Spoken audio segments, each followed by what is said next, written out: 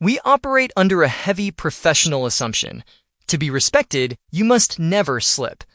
The modern workplace demands an unbroken streak of competence, where any error feels like a threat to your credibility. But social psychology reveals a completely different reality. When you present yourself as absolutely flawless, observers don't feel inspired. They feel a sense of social threat. Complete perfection makes you intimidating, creating a psychological distance between you and everyone else in the room. Researchers call this the onus of being too good.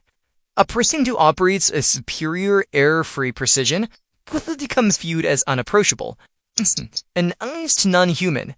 We spend our entire career striding for total mastery, yet that psych mastery acts as a barrier. It blocks out the very traits we need to build genuine worth and connection.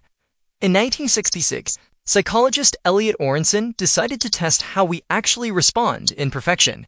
He gathered a group of test subjects and played them an audio recording of a student auditioning for a college quiz show. The student on the tape was incredibly impressive. He answered 92% of the trivial questions correctly, and casual interview chatter revealed he was an honor student, a track athlete, and a yearbook editor. Aronson added a twist. Half of the test subjects heard the end of the recording normally. The other half heard a sudden clatter, followed by the contestant explaining that he had just spilled coffee all over his new suit. This chart plots the resulting attraction scores. The group that listened to the flawless performance gave the contestant an average rating of 20.8. But look what happens with the group that heard the accident.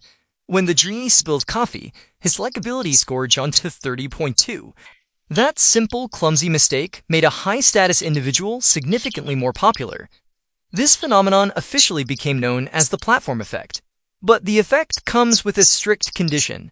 Aronson ran another set of data using an average contestant, someone who only answered 30% of the questions correctly.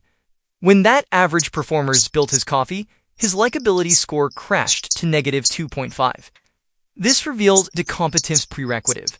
A minor mistake only makes you look more human if you have already proven that you are highly capable. If you are struggling at your job or your skills are still unproven, spilling coffee doesn't endear you to anyone.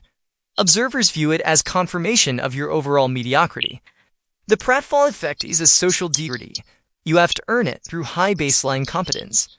Without the foundation of skill, a blunder is just a failure. We can see how this works using the stereotype concept model.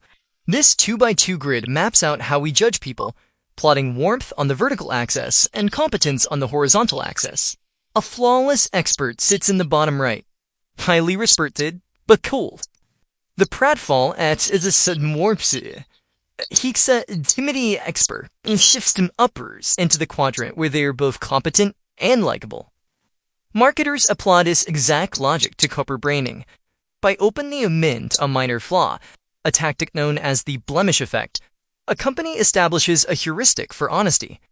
If a brand admits a weakness, consumers are far more likely to believe its core promises.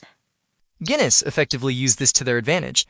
Instead of hiding the infamous wait time required to pour their stout, they highlight with the slogan, "Good things come, wait." They turn a mechanical disadvantage into a signal of premium craftsmanship. Volkswagen, the same thing with the Beal. Their Think Small campaign proudly showcased the car's slow speed and autosthetics. Highlighting those superficial flaws directed consumer attention straight toward the vehicle's reliable engineering. By flaunting their flaws, these brands successfully punctured the illusion of corporate perfection, making themselves far more trustworthy to the public. This principle is most effective in high-status environments, where the pressure to execute flawlessly is subdued, and the audience expects total polish. We saw a perfect real-world application of this during the 2013 Academy Awards. As actress Jennifer Lawrence walked up to accept her Oscar, she tripped on the stairs and fell. Instead of facing ridicule, she received an ovation. Her accident was universally enduring because of exactly when it happened, during the ultimate validation of her professional competence. The stumble worked because it was a harmless physical error. Her foundation as an elite performer remained entirely intact. If a surgeon drops a pen, they look human. If they make a critical mistake during a procedure, that is a core failure, and it destroys trust completely. You also cannot manufacture these moments. A staged mistake registers as manipulans and immediately violates the exact authenticity the Pratfall Effect relies on. The goal isn't to become slobby. The goal is relaxed rigor. You protect the quality of your core work with absolute discipline, but you relax the edges. You let a minor typo, a mispronounced word, or a dropped pen pass without panic. Excellence remains the absolute prerequisite for professional respect. Once you've proven your skills to the room, your fallibility stops being liability and becomes your most powerful tool for connection.